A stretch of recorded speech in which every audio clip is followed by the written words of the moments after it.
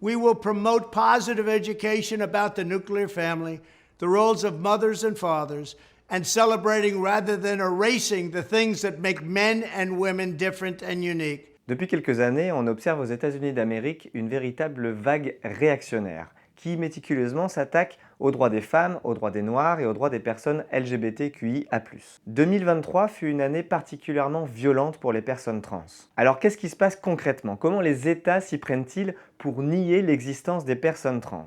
On vous l'explique avec ce numéro 3 de Qu'est-ce qui se passe?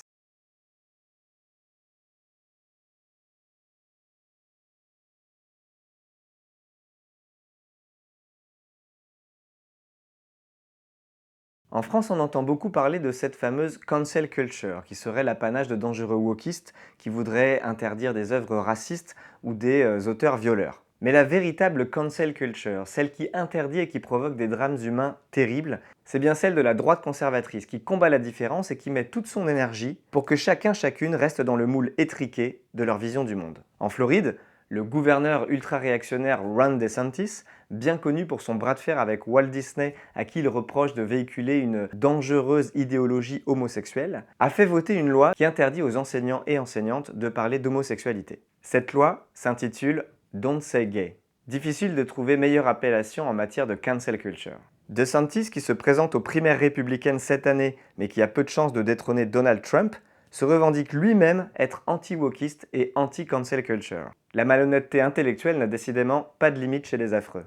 D'autres États, sous la bannière républicaine, souhaitent proposer des lois similaires à leur législature. C'est un effet domino extrêmement préoccupant qu'on a pu déjà observer lorsque la Cour suprême a permis aux États de réinterdire l'avortement. Et c'est ce que l'on observe actuellement avec tout un tas de législatures anti-trans. Le Texas avait ouvert la voie en mandatant les services de protection de la famille pour enquêter sur les familles suspectes de prodiguer à leurs enfants trans les soins dont elles ont besoin dans leur affirmation de genre. Sur cette seule année 2023, plus de 500 lois ciblant les personnes trans ont été déposées dans les différentes assemblées législatives du pays. Au Montana par exemple, où les républicains détiennent une super majorité. Ces lois proposent entre autres d'interdire les livres ou toute forme d'art faisant référence à la transidentité, d'interdire aux personnes trans de pouvoir mettre à jour leur état civil, de permettre aux établissements scolaires de pouvoir mégenrer une personne ou d'utiliser son date name, ou encore l'interdiction de prodiguer des soins qui puissent être liés à l'affirmation de genre de quelqu'un.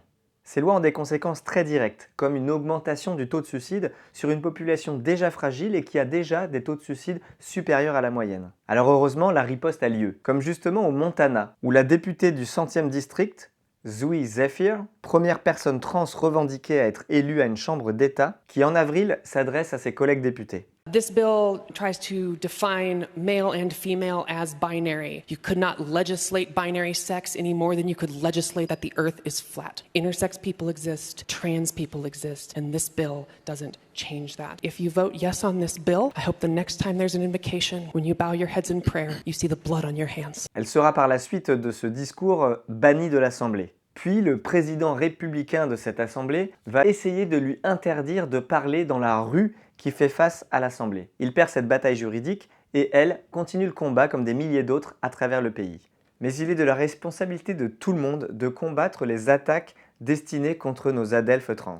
Comme dans les luttes antiracistes, il n'y a pas de neutralité possible, de silence. Alors nous ferions bien de dénoncer ici haut et fort ce qu'il se passe là-bas, parce que demain, peut-être, c'est ce qu'il arrivera en France. Merci d'avoir suivi cette vidéo. Si elle vous a plu, n'hésitez pas à mettre un pouce, à liker, commenter, ça nous aide. Et à la prochaine fois.